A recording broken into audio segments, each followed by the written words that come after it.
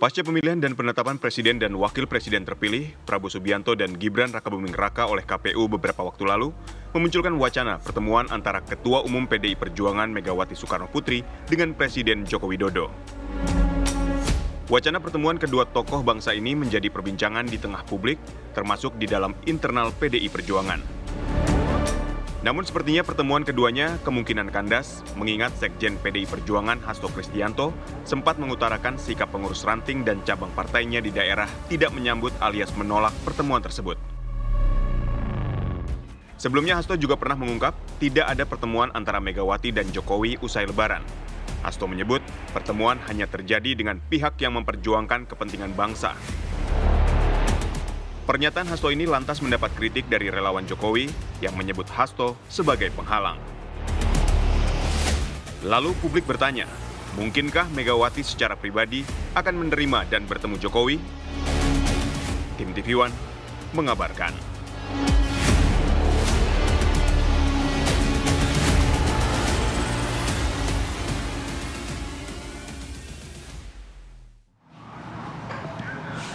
Oke, kita akan membahas mengenai adanya penolakan dari kader PDIP untuk ruang komunikasi dan juga rekonsiliasi antara Bu Mega dan juga Pak Jokowi. Pagi hari ini sudah hadir beberapa narasumber, sudah ada Bang Immanuel Ebenezer, Ketua Umum Jokowi Mania. Selamat pagi. Selamat pagi, Bang. Selamat pagi. Kemudian juga ada Mas Henry Satrio, analis politik Universitas Paramadina Jakarta. Mas Hensat, selamat pagi. Selamat pagi. Selamat pagi. Oke. Puasa kayaknya makin stabil kayaknya. Oke, juga sudah bergabung bersama kami via Zoom. Sudah ada Mas Aryo Seno Bagaskoro, politikus PDI Perjuangan. Mas Seno, selamat pagi. Assalamualaikum. Selamat pagi, Mas Ate. Selamat pagi, Mas. Mbak Ate. Selamat pagi. Mas Seno. Oke, saya mau ke Mas Seno dulu deh ya. Sebelum review mau ke Henry Satrio. Nah, kalau Mas Seno, ini untuk mengklarifikasi juga, konfirmasi, apakah memang benar ada penolakan dari kader PDIP untuk membuka ruang komunikasi Masif dan juga itu? rekonsiliasi? Masif nggak sih sebenarnya? Kalau ditanya apakah itu berasal dari kader atau dari elit di PDI Perjuangan, saya rasa kebatinan dari elit PDI Perjuangan itu mencerminkan apa yang ditangkap dan dirasakan oleh mayoritas dari pemilih maupun akar rumput PDI Perjuangan di tingkatan yang paling kecil sekalipun. Jadi ini melampaui batas hierarki. Artinya apa? Ini full, ini komunikasi yang terjadi karena urusan kebatinan antara pengurus dan kemudian elit, termasuk dari pemilih PDI Perjuangan dengan mereka yang menjadi pengurus. Ini satu tarikan nafas kebatinan. Yang disampaikan oleh para pengurus kami, bahkan sebenarnya kalau dalam bahasa komunikasi ini jauh lebih vulgar daripada apa yang sudah keluar disampaikan oleh misalnya Sekjen DPP PDI Perjuangan.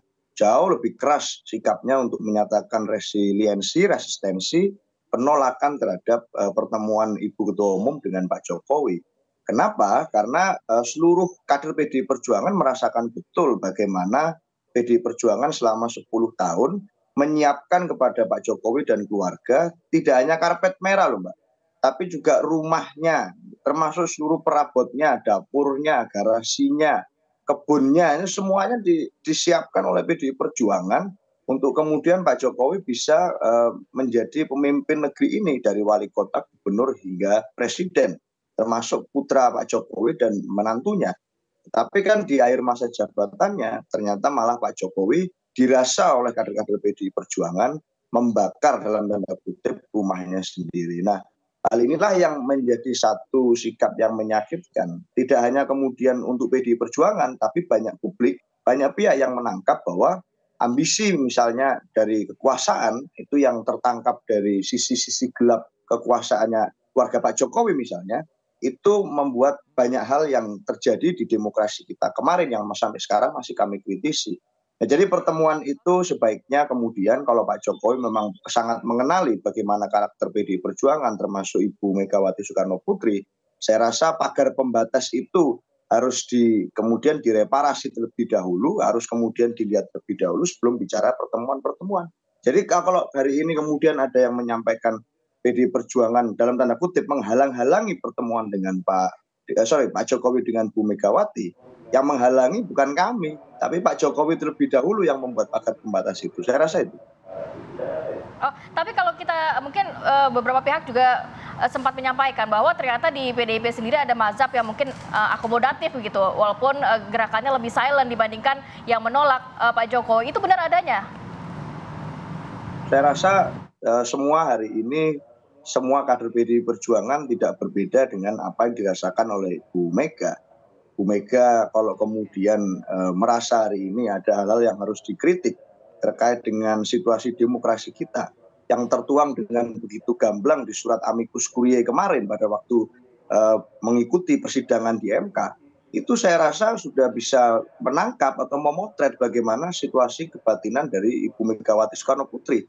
Saya rasa itu jelas, jadi nggak ada dualisme atau tigalisme atau empatlisme di dalam PDI Perjuangan. Saya rasa Bu Mega sudah menyampaikan sikapnya, sudah menyampaikan pandangannya, dan itu bisa memotret kalau apa yang kemudian disampaikan secara resisten banyak kader PDI Perjuangan, yaitu pula yang dirasakan oleh Ibu Ketua Umum. Saya rasa itu.